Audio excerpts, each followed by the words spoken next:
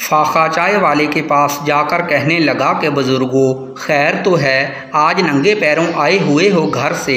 खोखे वाला थोड़ा गड़बड़ा गया और कहने लगा कि नहीं पुत्र, बस यहाँ कहीं उतार कर रख दी है चप्पल, अभी देख लेता हूँ। फाखा बड़े ध्यान से चाय वाले के चेहरे के तासरात को देख रहा था। फिर वो उसके करीब आया और कंधे पर हाथ रखकर कहने लगा कि बुजुर्गों, सच सच बताओ, अपनी चप्पल किसको उतार कर दी है। चाय वाला आदमी अब बाकायदा परेशान हो गया और कहने लगा कि मैं क्यों अपनी चप्पल किसी को दूंगा। अचानक फाखे ने उसका गिरेबान पकड़ लिया और उसके गले में अपना अंगूठा देकर बोला, सीधी बात बता दे बाबा, वो लड़का और उसके साथ जो लड़की थी जिसको तूने अपनी चप्पल उतार कर दी है, वो कौन सी बस में बैठकर कहाँ गए हैं, वरना तुझे घर जाना नसीब नहीं होगा। खोखे वाला आदमी घबरा गया। वैसे भी वो किसी पराये मामले में पड़ना नहीं चाहता था। ये इसकी रोज़ी का अड्डा था जहाँ पर वो अपने बच्चों के लिए रोज़ी रोटी कमाता था। उसने साफ साफ बता दिया कि एक लड़का आया था, उसके साथ एक लड़की थी। लड़की के पैरों में जूता नहीं था। मैंने तरस खाकर अपनी चप्पल उतार कर उसको दे दी थी। उसके बाद वो तकरीबन 1 घंटा पहले नारोवाल जाने वाली बस में बैठकर चले गए हैं। आगे मुझे कुछ पता नहीं पुत्र। फाखे ने एक झटका देकर उसका गिरेबान छोड़ दिया और कहा कि देख लो बुजुर्गों, अगर तुमने हमें गलत सिमत में मोड़कर कोई चालाकी करने की कोशिश की तो याद रखना, मैं तुम्हारे घर तक पहुंच जाऊंगा और फिर मुझसे बुरा कोई ना होगा।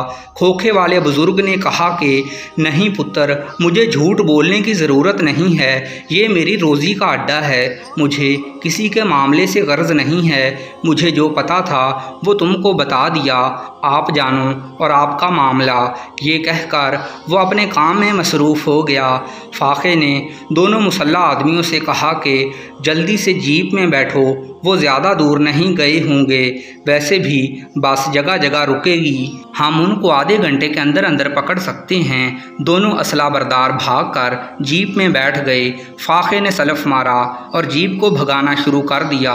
उनका रुख नारोवाल जाने वाली बड़ी सड़क पर था। सुबह का वक़्त था, सड़क पर ज़्यादा रश नहीं था। जीप 100 किलोमीटर फ़ी घंटा की रफ्तार से भी तेज़ जा रही थी, जबकि बस की रफ्तार 60 से 70 किलोमीटर फ़ी घंटा से ज़्यादा नहीं थी और वो जगह जगह सवारियां उतारने और चढ़ाने के लिए रुक रही थी। सोनी कब से सीट पर सोई हुई थी।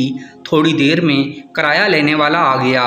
इकबाल ने उसको किराया निकाल कर दिया और बाकी पैसे लेकर जेब में रख लिए। फिर इकबाल ने भी सीट से टेक लगा ली और ऊँगने लगा। वो पिछली सुबह से जाग रहा था। 24 घंटे के अंदर अंदर हालात ऐसे बन गए थे कि वो अपने माँ बाप का घर और अपना गांव छोड़कर भाग रहे थे। लेकिन इकबाल सोच रहा था कि वो बहुत जल्द वापस आएगा और चौधरी कबीर की नाक से लकीरें निकलवाएगा। लेकिन उसको नहीं पता था कि चौधरी कबीर के बंदे उसके सर पर पहुँचने वाले हैं। अपनी तरफ से वो फ़िलहाल चौधरी कबीर की पहुंच से दूर होते जा रहे थे, लेकिन चौधरी कबीर के बंदे लम्हा ब लम्हा उनके करीब होते जा रहे थे। जल्द ही इकबाल भी नींद की आगोश में चला गया। बस मंजिल की जानब गामजन थी। इकबाल को सोए हुए बामुश्किल 15-20 मिनट ही हुए होंगे कि अचानक बस लहराती हुई एक तरफ को जाने लगी। सारे मुसाफिर जल्दी से अपनी सीटों से उठ खड़े हुए और उन्होंने शोर मचाना शुरू कर दिया। कुछ लोग बुलंद आवाज़ से कलमा का विर्द कर रहे थे। बस पक्की सड़क से उतरकर कच्ची सड़क पर आ गई थी, लेकिन ड्राइवर ने बर वक्त ब्रेक लगाकर बस को रोक दिया तो मुसाफिरों की जान में जान आई।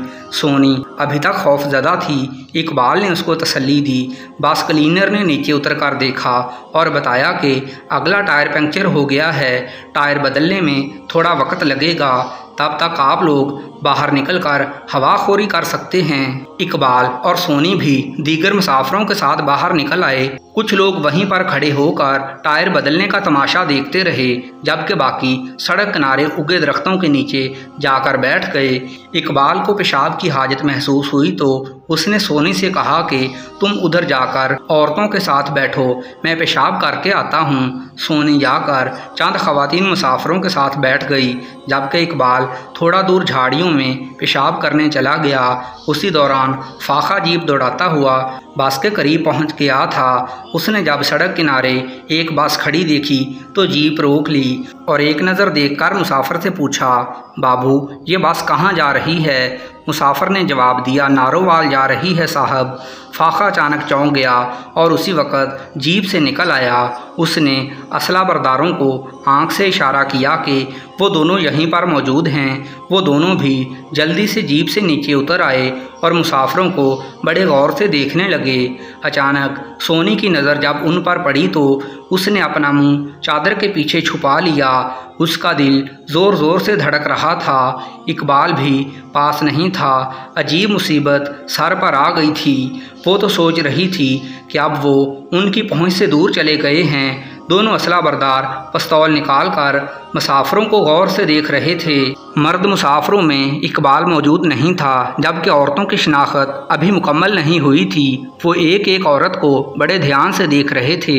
अचानक फाखे की नज़र चादर में सिमटी बैठी एक लड़की पर पड़ी तो वो उसके सर पर जा पहुंचा और बड़े ध्यान से उसकी तरफ देखने लगा। सब मुसाफिर हैरत और खौफ से ये सारी कार्रवाई देख रहे थे। ज़्यादातर मुसाफिर जान चुके थे कि ये लोग अपने किसी मतलूबा बंदे की तलाश में आए हैं। अचानक फाखे की नज़र उस लड़की के पैरों पर पड़ी तो वो उसके पैरों में मर्दाना चप्पल देखकर मुस्कुरा पड़ा। उसका एक शिकार तो मिल चुका था। फाखे ने आगे बढ़कर उस लड़की का बाजू पकड़ लिया और असला बरदारों से चिल्लाकर कहा कि इस हरामजादी को पकड़ो और बांधकर जीप में डालो। सोनी चुपचाप बैठी रही। उसने कोई मुज़ाहमत नहीं की। फाखे ने पूछा, तुम्हारा गैरतमंद भाई कहाँ है? सोनी ने कहा कि वो मुझे बस में बिठाकर वापस चला गया था। फाखे को यकीन नहीं आ रहा था, लेकिन सोनी की बात मानने के अलावा चारा भी नहीं था, क्योंकि इकबाल सचमुच वहाँ मौजूद नहीं था। दूसरी बात उसके लिए हैरत का बायस ये थी कि सोनी ने किसी मुज़ाहमत के बगैर खुद को उनके हवाले कर दिया था। उन्होंने सोनी के हाथ बांधे और उसको जीप में बिठाकर वापस हवेली रवाना हो गए। सारी कार्रवाई बामुश्किल 2 मिनट में मुकम्मल हो गई थी। लोग जितने मुंह उतनी बातें कर रहे थे।